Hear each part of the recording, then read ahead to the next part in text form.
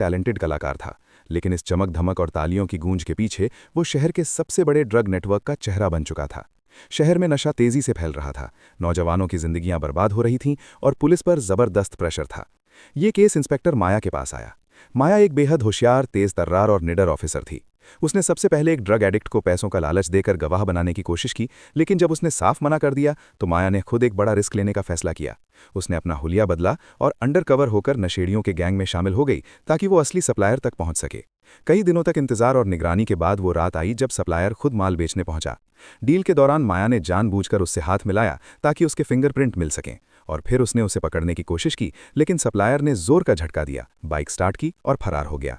Police ने उसका पीछा किया, लेकिन वो सीधे सर्कस ग्राउंड के अंदर घुस गया जहां उसी वक्त कबीर का शो चल रहा था। पुलिस को पूरा यकीन था कि जादूगर कबीर ही वो ड्रग डीलर है। शो खत्म होते ही पुलिस ने कबीर को हिरासत में ले लिया, लेकिन जब फिंगरप्रिंट टेस्ट हुआ तो पुलिस के होश उड़ गए। निशान मैच ही नहीं हुए। आंखों देखा मुजरिम सामने खड़ा था, लेकिन सबूत कह रहे थे कि वो बेगुनाह है। मजबूरी में पुलिस को उसे छोड़ना पड़ा।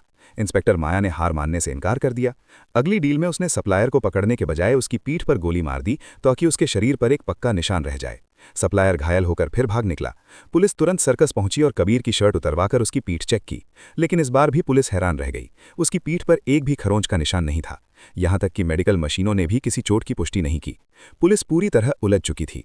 उन्हें समझ नहीं आ रहा था कि ये कैसे संभव है। उनके लिए ये किसी चमत्कार से कम नहीं था। सबूत के अभाव में उन्हें दोबारा खाली हाथ लौटना पड़ा, और तभी वो सच सामने आया जो पुलिस की सोच से भी परे था। कबीर अकेला नहीं था, वो दो थे, जुड़वा भाई। बड़ा भाई कबीर दिन में जादूगर बनकर सबकी नजरों में रहता था, और छोटा भाई कुणाल रात में ड्रग्स का कारोबार चलाता था। जब भी पुलिस कुणाल के पीछे भागती, सामने कबीर आ जाता और सारे सबूत बेकार हो जाते। शक हर बार कबीर पर जाता, लेकिन फिंगरप्रिंट और मेडिकल रिपोर्ट कभी मैच नहीं होती। दोनों भाइयों ने मिलकर ऐसा खेल रचा था जिसमें कानून हमेशा एक कदम पीछे रह जाता था। शहर जिसे जादू समझ रहा था वो दरअसल एक खतरनाक धोखा था, क्योंकि सबसे शातिर अपराधी वो नहीं जो अंधेरे में छिप कर वार करे, बल्कि वो है जिसके दो चेहरे हों और जो सच को ही एक इल्यूजन बना दे। यही इस कहानी का सबसे बड़ा ट्विस्ट था।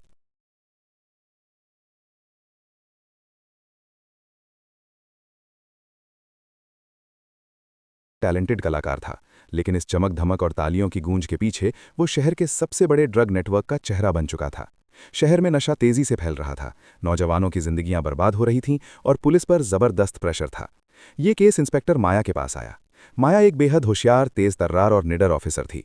उसने सबसे पहले एक ड्रग एडिक्ट को पैसों का लालच देकर गवाह बनाने की कोशिश की, लेकिन जब उसने साफ मना कर दिया तो माया ने खुद एक बड़ा रिस्क लेने का फैसला किया। उसने अपना हुलिया बदला और अंडरकवर होकर नशेड़ियों के गैंग में शामिल हो गई ताकि वो असली सप्लायर तक पहुंच सके। कई दिनों तक इंतजार और निगरानी के बाद वो रात आई जब सप्लायर खुद माल बेचने पहुंचा। डील के दौरान माया ने जानबूझकर उससे हाथ मिलाया ताकि उसके फिंगरप्रिंट मिल सकें, और फिर उसने उसे पकड़ने की कोशिश की, लेकिन सप्लायर ने जोर का झटका दिया, बाइक स्टार्ट की और फरार हो गया। पुलिस ने उसका पीछा किया, लेकिन वो सीधे सर्कस ग्राउंड के अंदर घुस गया जहां उसी वक्त कबीर का शो चल रहा था। पुलिस को पूरा यकीन था कि जादूगर कबीर ही वो ड्रग डीलर है। शो खत्म होते ही पुलिस ने कबीर को हिरासत में ले लिया, लेकिन जब फिंगरप्रिंट टेस्ट हुआ तो पुलिस के होश उड़ गए। निशान मैच ही नहीं हुए। आंखों देखा मुजरिम सामने खड़ा था, लेकिन सबूत कह रहे थे कि वो बेगुनाह है। मजबूरी में पुलिस को उसे छोड़ना पड़ा। इंस्पेक्टर माया